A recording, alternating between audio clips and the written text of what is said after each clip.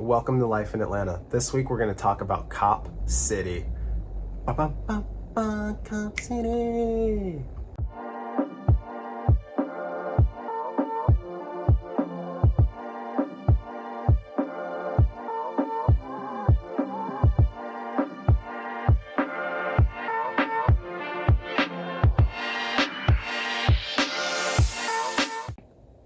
What is Cop City? That's what you guys are all here for.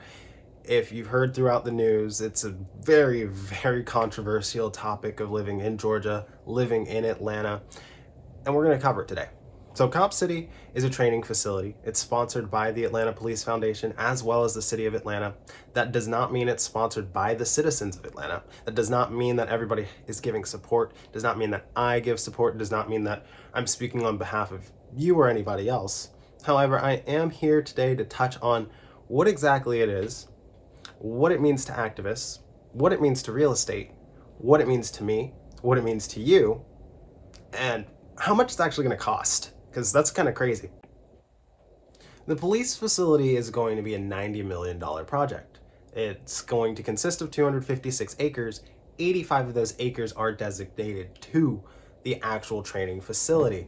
The other 256 acres are going to be considered green space. Now, green space doesn't necessarily mean trees. It could just mean temperate grass. It could just mean random assortments of things that don't actually contribute to nature, or emission preventions, or green living, or any of those things that are actually critical to developing Atlanta as a better city.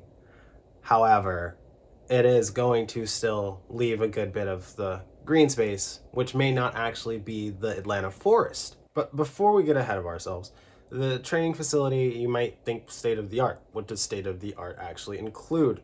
The center includes auditoriums for the police, the fire people. They'll be pretty much being able to do mock burns.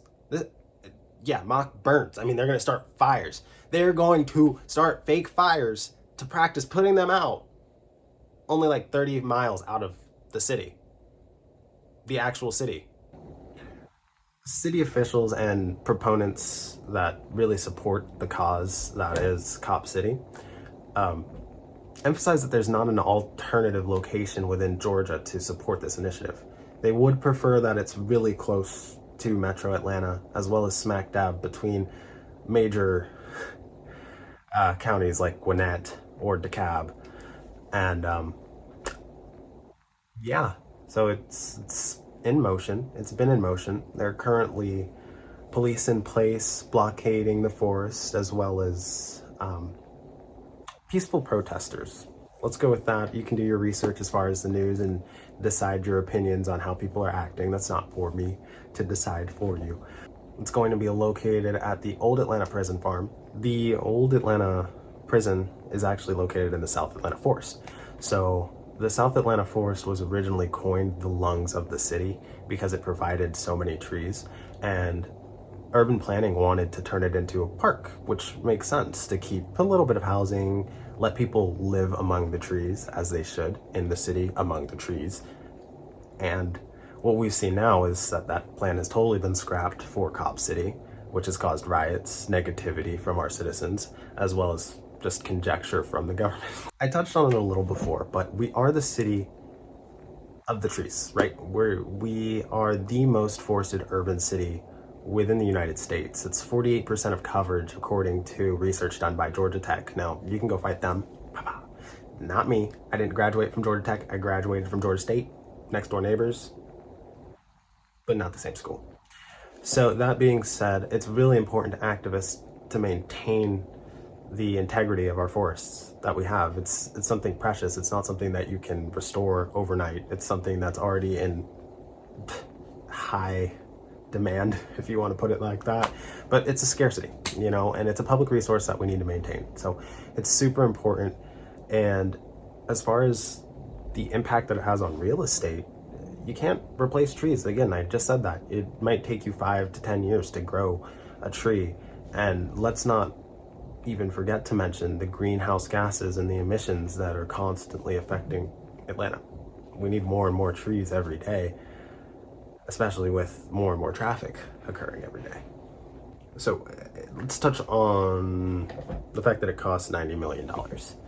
So it is $90 million, of which $30 million is expected to come out of taxpayers' money.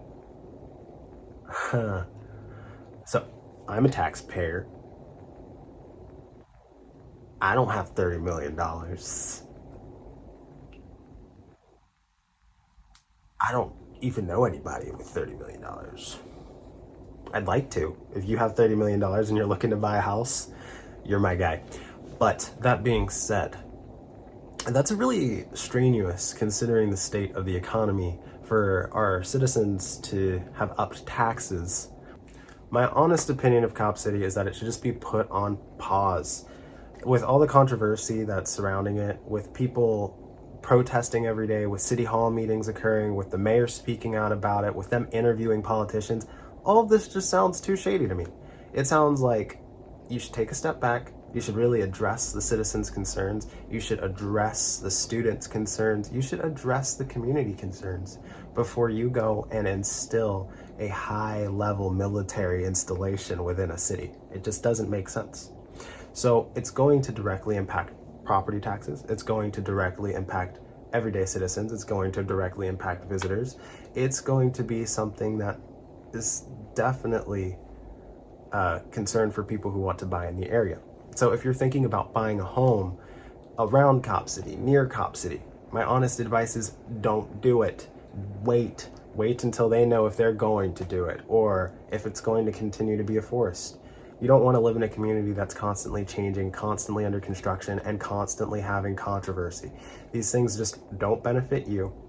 So I would highly recommend not looking to buy in that portion of Decatur/Atlanta, in that South River Forest area. Maybe look closer to East Point if you were considering that, or Clarkston, or North Druid Hills if you can swing that price point. But stay away from Cop City. Sounds like it's not going to be pretty. As always, it's my hope that this video provided you some sort of information. And if you or anybody that you know is moving to Atlanta, living in Atlanta, and wanting to buy a home, feel free to reach out. I'm happy to help. We have people reach out all the time, 24/7. Shoot us an email, a text, call, schedule a Zoom. We have all the links in the description. Thank you.